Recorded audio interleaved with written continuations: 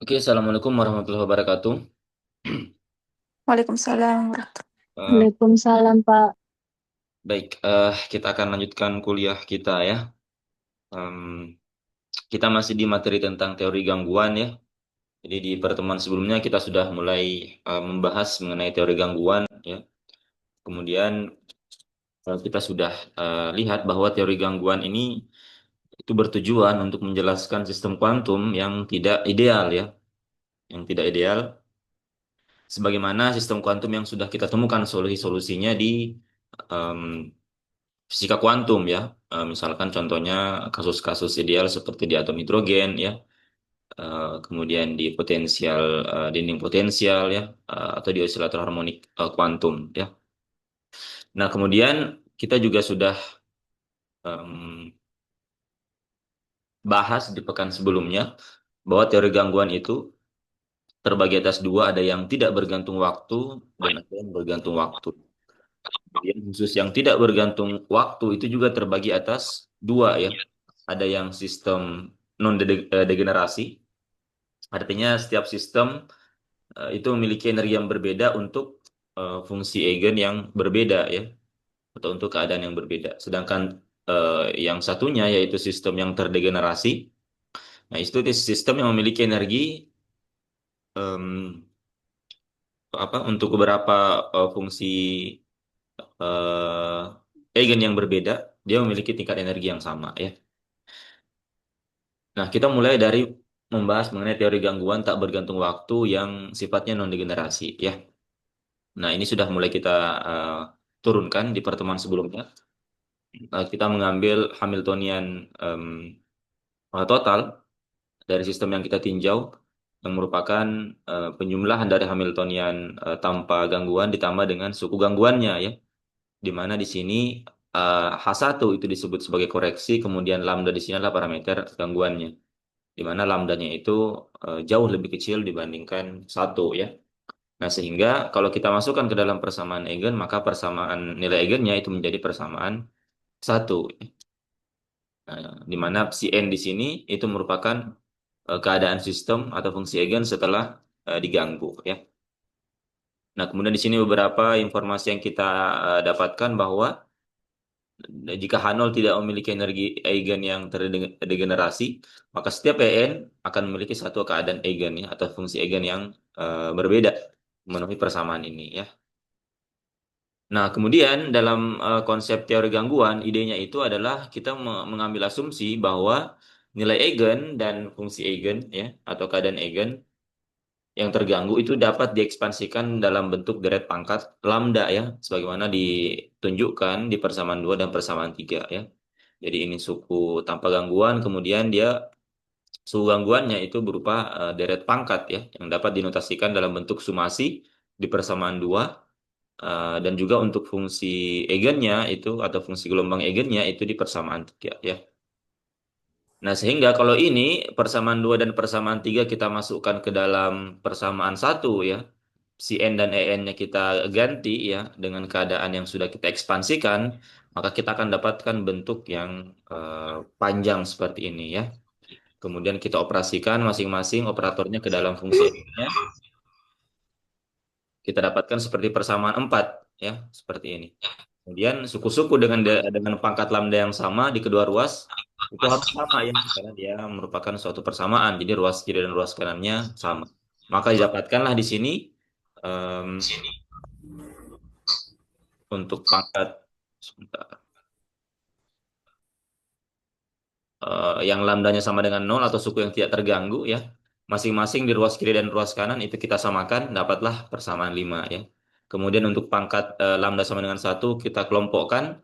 Itu untuk gangguan orde satu kita nyatakan dalam persamaan 6 seperti ini ya. Kemudian untuk pangkat lambda sama dengan 2 itu kita ambil sebagai gangguan orde 2 dinyatakan dalam persamaan dan seterusnya ya. Kalau kita mau lanjutkan ke gangguan orde 3, 4 dan selanjutnya itu dipasangkan saja suku-suku yang memiliki pangkat lambda yang sama ya.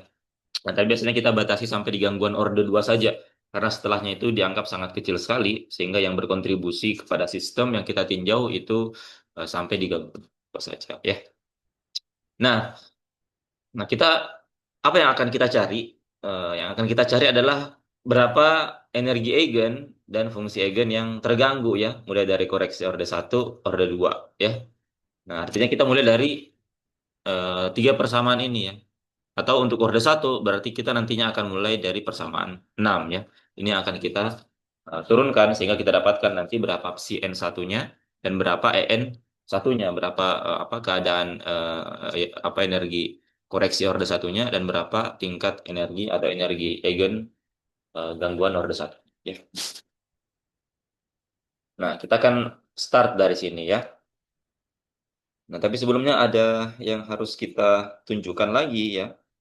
Nah, perhatikan ya bahwa em, si N di sini ya, perhatikan,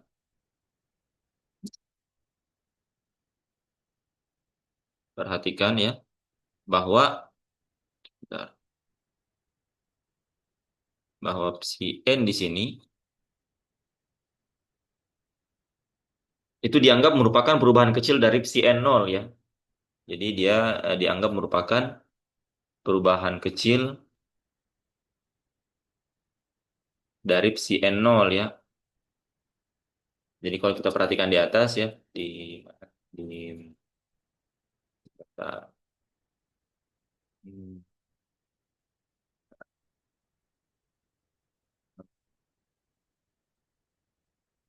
nah, di sini ya. Kita menganggap bahwa si N itu merupakan ini kan si N0 adalah em, sistem yang keadaan yang tidak terganggu ya. Maka psian ini itu sebenarnya adalah merupakan perubahan kecil dari psian nol ya, dengan adanya suku-suku tambahan ini ya. Nah, maka bisa kita ambil bahwa inner product atau hasil kali dalam dari psian nol, psian itu sama dengan atau mendekati satu ya, seperti ini. Inner product atau hasil kali dalam ya. Hasil kali dalam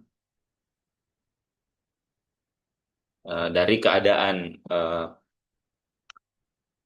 fungsi eigen, keadaan eigen yang tidak terganggu dengan yang sudah terganggu ya, itu dia mendekati satu atau hampir satu.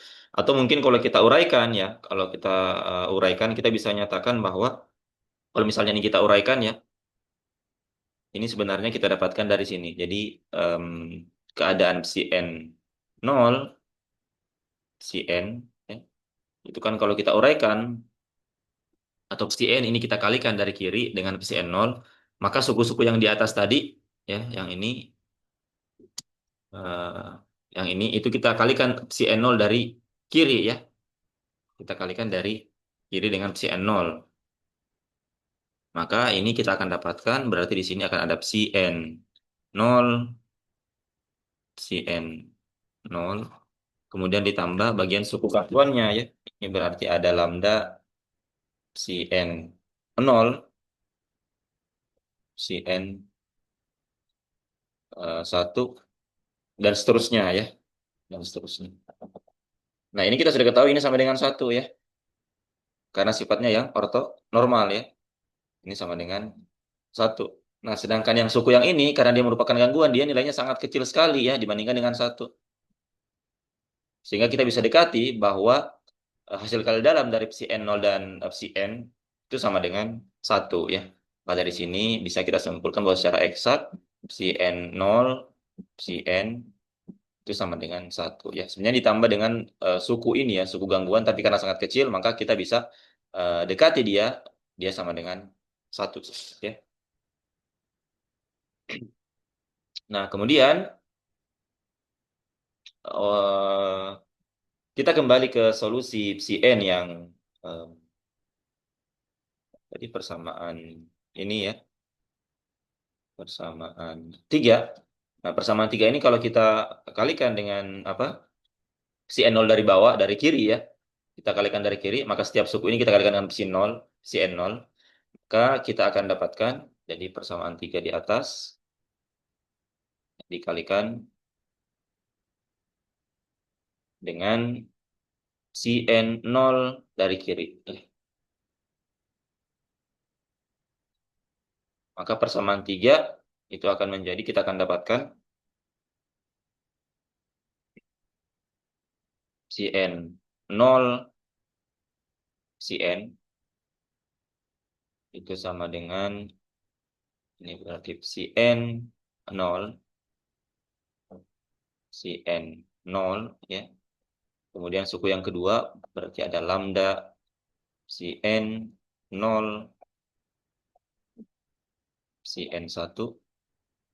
Kemudian suku yang kedua, suku gangguan kedua ada lambda kuadrat Cn 0 Cn2 dan seterusnya ya.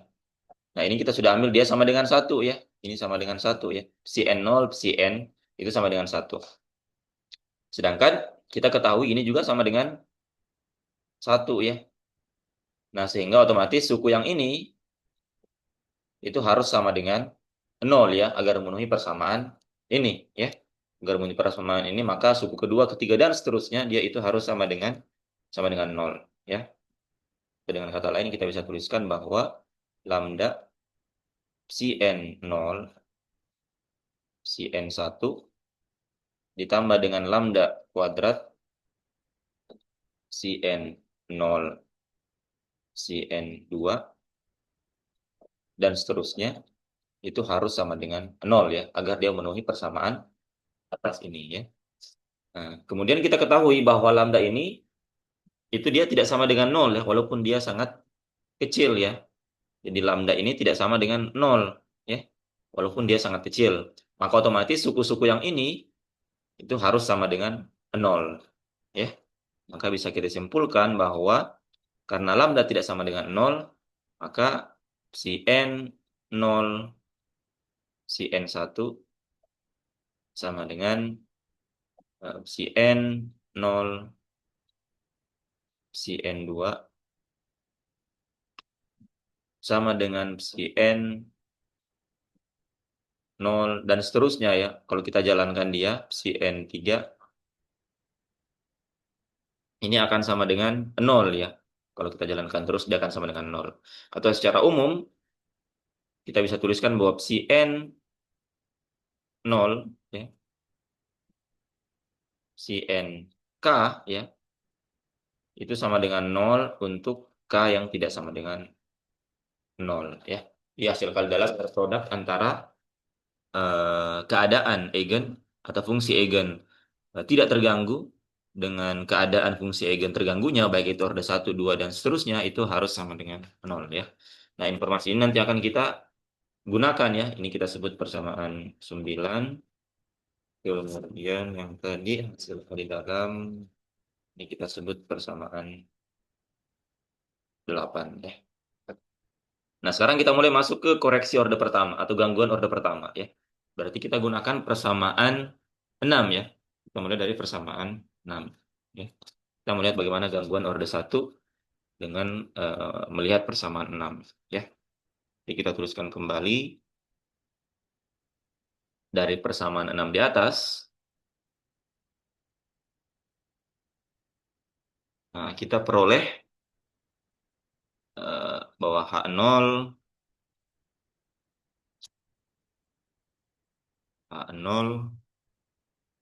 Cn1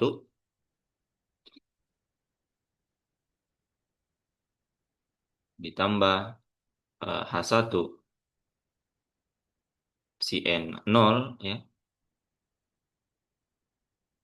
itu sama dengan En0 Cn1 ditambah dengan En1 Cn0 ya. Nah, kemudian persamaan ini itu kita kalikan Cn0 dari kiri ya. Jadi kita kalikan dari kiri dengan Cn0. Maka kita akan dapatkan sekarang setiap suku kita kalikan dengan Cn0 dari kiri ya. Maka persamaannya akan menjadi, kita dapatkan di sini Cn0 H0 Cn1. Kemudian suku kedua berarti ada Cn0 H1 eh, si N0, kemudian suku yang ini akan menjadi berarti si N0, EN0, si N1, kemudian suku yang terakhir ditambah si N0, EN1, si N0 ya. Nah, seperti ini ya. Jadi persamaan 6 tadi itu kita kalikan dari kiri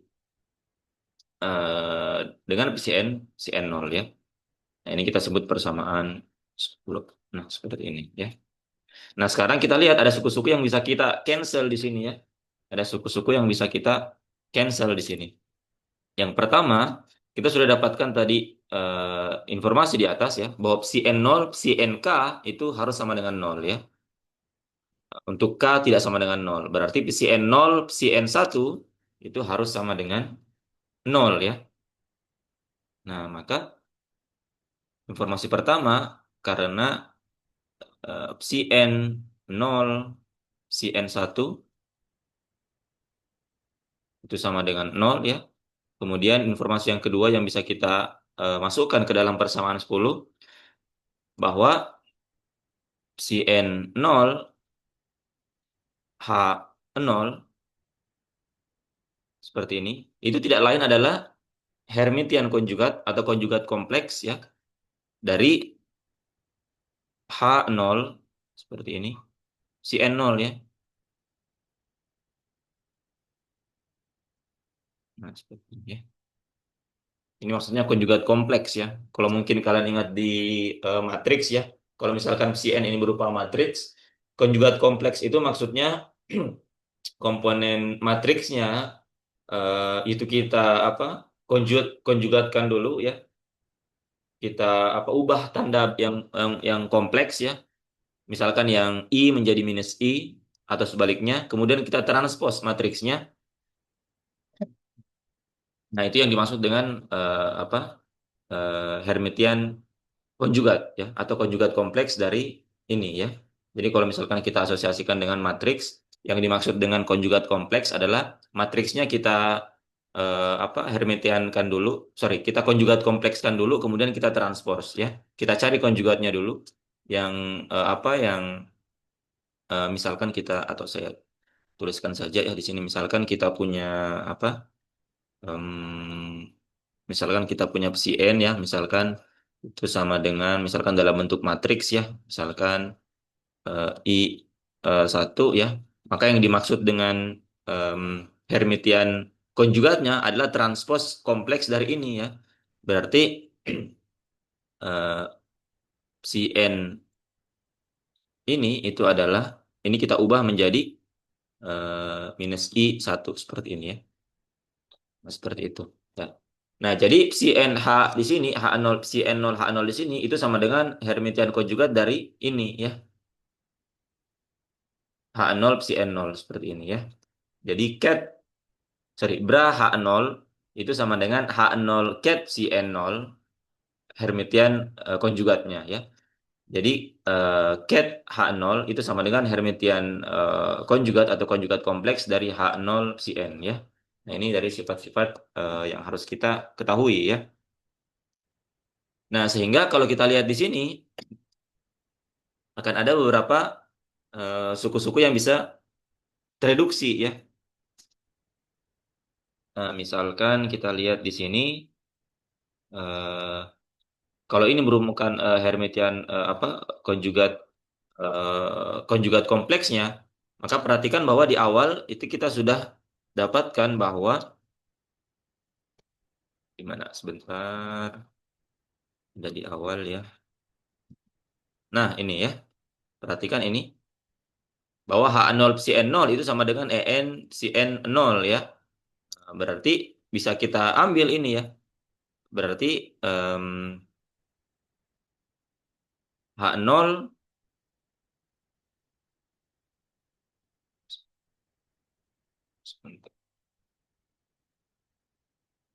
Nah, ini kita masukkan ke dalam persamaan yang di bawah tadi ya. Maka ini akan sama dengan suku yang di bawah tadi, yang ini akan sama dengan EN0 dari psi N0 ya. Seperti ini. Ya. Karena E0 ini adalah skalar ya. Jadi apa Hermitian konjugatnya itu tetap tetap sama ya. Dia tetap sama. Yang ini kan ini sama dengan em, apa EN0 melalui persamaan yang di atas tadi EN0 dari eh, CN0 ya. Seperti ini. Berarti eh, konjugat kompleksnya ya tinggal kita ubah CN-nya ya dari cat menjadi bra seperti ini ya. En-nya dia tetap karena dia merupakan besaran skalar ya. Dia merupakan skalar. Nah, sehingga ini itu kita masukkan ke suku yang mengandung ini dalam persamaan 10 ya, yaitu suku yang ini. Ya. Maka persamaan 10 sekarang itu akan menjadi En0 dari psi N0 psi N1 ya.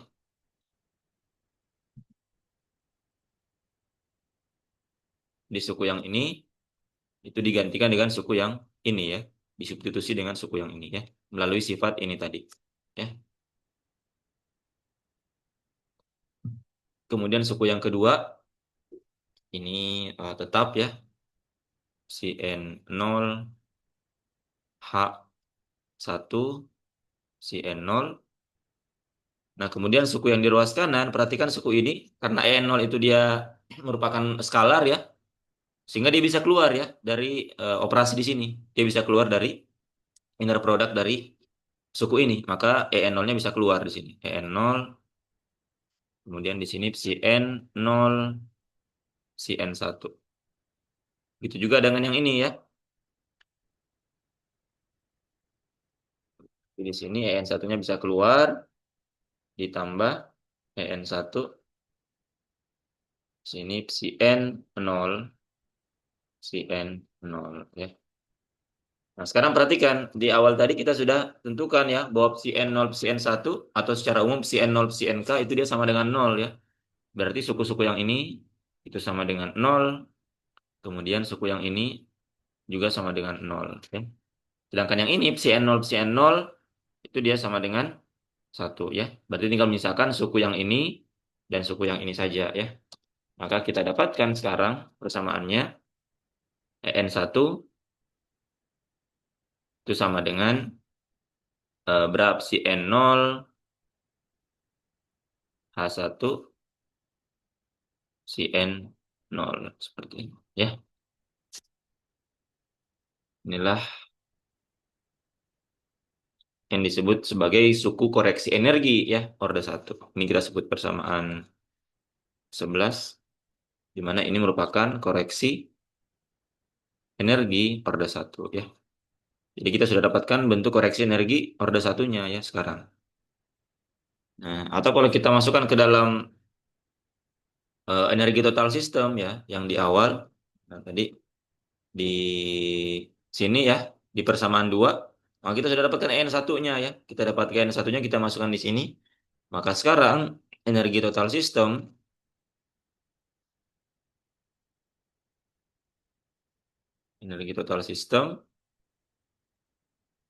kita dapatkan En itu sama dengan En0 ya, energi tanpa gangguan ditambah dengan suku koreksi energi orde satunya ya, ditambah dengan lambda dikali dengan ini En1 ya.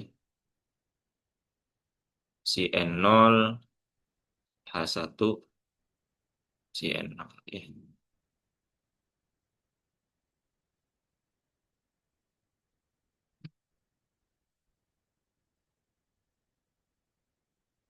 Nah, ya. Inilah energi total sistem dengan tambahan suku koreksi orde 1 ya.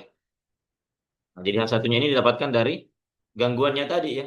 Dari gangguan H0, sorry, H total itu sama dengan H0, H tanpa gangguan ditambah dengan H1 ya. Jadi misalkan kita punya kasus ya, misalkan osilator harmonik, kita mau cari koreksi energi orde satunya ya tinggal kita masukkan di sini fungsi eigen tidak terganggunya ya. Misalkan untuk oscillator harmonik itu sudah diketahui, kita sudah dapatkan di fisika kuantum. Kemudian di sini ini diberikan pada problem ya, misalkan diberikan bagaimana bentuk gangguannya ya. Nanti kita akan bahas beberapa contoh nanti setelah kita turunkan semua bentuk koreksi energinya ya. Contoh-contoh kasus yang relevan dengan eh, teori gangguan yang non degenerasi ya. Seperti itu.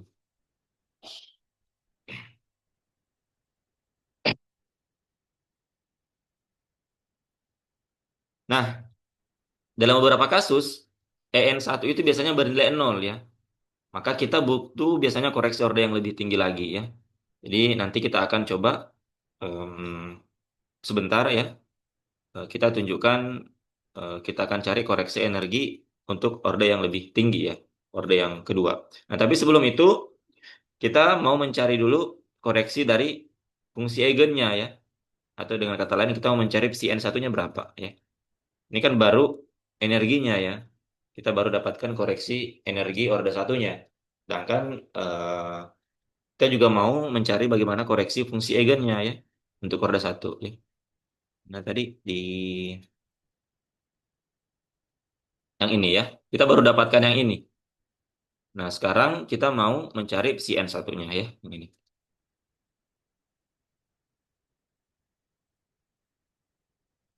Nah, bagaimana caranya?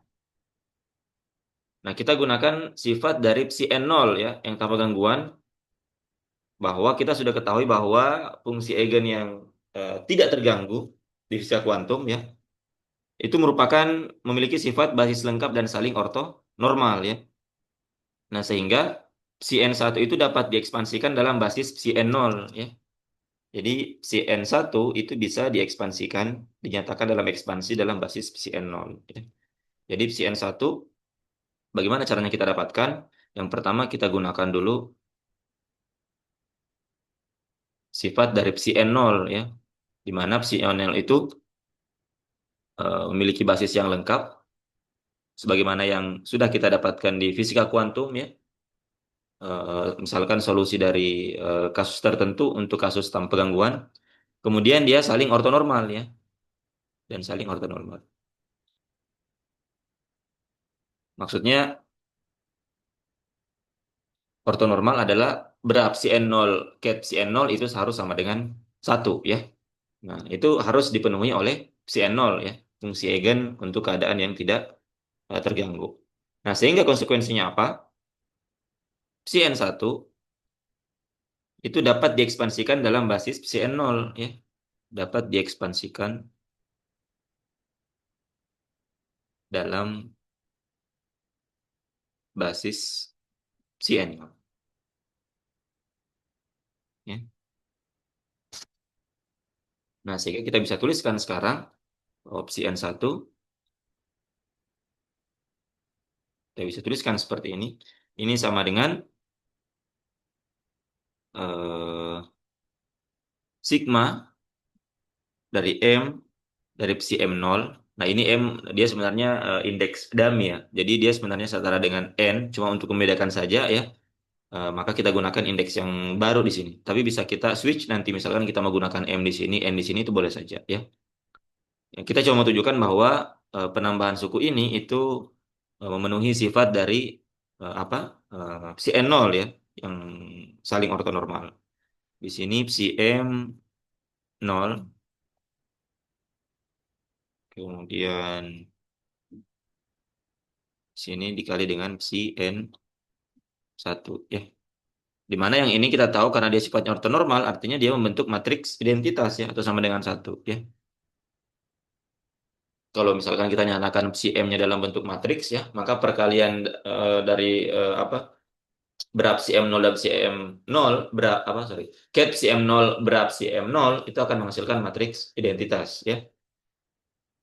Sehingga kalau ini kita uraikan, kita bisa kerjakan psi M0 terhadap psi N1 ya. Maka kita bisa tuliskan ini akan sama dengan sigma M dari psi M0. Ini kita operasikan ke sini ya, boleh seperti itu. Karena dia dianggap tidak berjalan dalam sumasi M ini ya. Ini berarti psi N1 seperti ini. dari psi M0 ya. Jadi dimasukkan dalam operasinya ya, dalam operasi ini ya. Nah, ini yang dimaksud dengan kita menggunakan sifat dari psi N0 sehingga psi N1 itu bisa dinyatakan dalam bentuk ekspansi dari dalam basis psi N0 ya. Yang dimaksud itu adalah ini ya. Nah, perhatikan bahwa ketika M-nya itu sama dengan N, sorry di sini harusnya M ya. Ketika M-nya sama dengan N, karena ini 0 ini satu, maka otomatis dia akan sama dengan 0 ya. Sebagaimana yang tadi sudah kita dapatkan di atas ya. Nah, tadi di sini ya. Bahwa si N0, si NK untuk N yang sama ya, di sini N dan N, maka untuk K tidak sama dengan 0, dia akan sama dengan 0 ya. Berarti kalau kita lihat persamaan ini ya, ini tadi persamaan berapa? Persamaan 10, ini kita ambil persamaan 11, ini persamaan berapa ya? Hmm, ini persamaan 12. Oke, oke, ini persamaan 12. Nah, perhatikan bahwa suku yang ini ketika M-nya sama dengan N, maka dia pasti akan sama dengan 0 ya, sesuai dengan apa yang kita dapatkan di atas ya.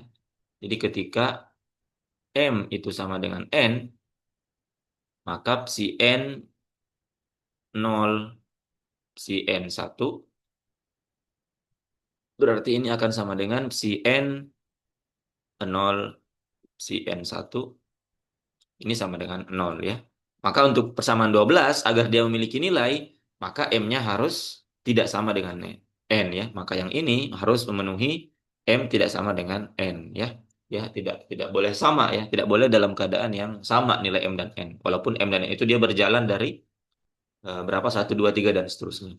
Tapi ketika dia sama, maka dia akan sama dengan 0 ya. Berarti sumasi pada saat itu dia bernilai 0 ya. Salah satu suku dalam sumasinya akan sama dengan 0. Berarti yang memiliki nilai untuk persamaan 12 itu hanya untuk kasus M tidak sama dengan N ya. Sehingga kita bisa tuliskan sekarang dari persamaan 12 itu menjadi psi N1 itu sama dengan sigma M tidak sama dengan N ya. Untuk di sini psi M0, psi N1 ya, psi M0 ya. Nah, seperti ini. Nah, sekarang kita tinggal cari ini ya. Ini berapa ya. Sehingga nanti kita dapatkan berapa psi N1-nya ya. Ini yang akan kita cari ya. Psi N1 itu kita menyatakan dalam psi M0 ya. Nah, sehingga sekarang kita mau cari berapa hasil ini ya. Berapa hasil dari ini. Nah, maka kita kembali sekarang tinjau persamaan di atas ya. Kita punya persamaan koreksi untuk orde 1 di persamaan mana? Nah, ini ya. Persamaan 6. Nih kita tinjau kembali. Nah, di sini kita kalikan dari kiri dengan si M0 ya. Karena kita mau cari, jadi persamaan 6 itu kita kalikan dari kiri dengan si M0. Karena kita mau mencari nilai dari si M0 ke si N1 ya. Nah, jadi persamaan 6 untuk mendapatkan nilai ini ya, koefisien ini, maka kita gunakan persamaan 6 itu dikalikan dengan si M0 dari kiri ya. Sehingga nanti akan keluar suku ini ya, akan keluar suku ini untuk kita masukkan ke dalam solusi yang kita dapatkan di sini ya.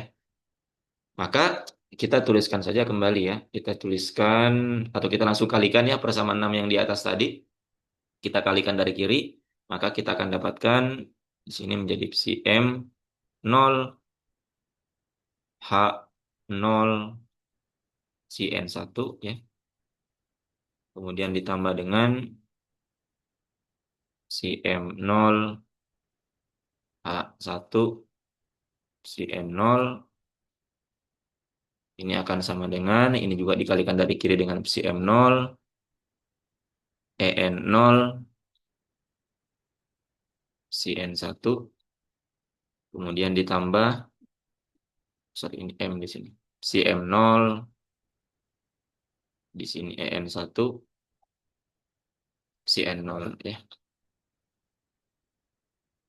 Nah, demikian ya.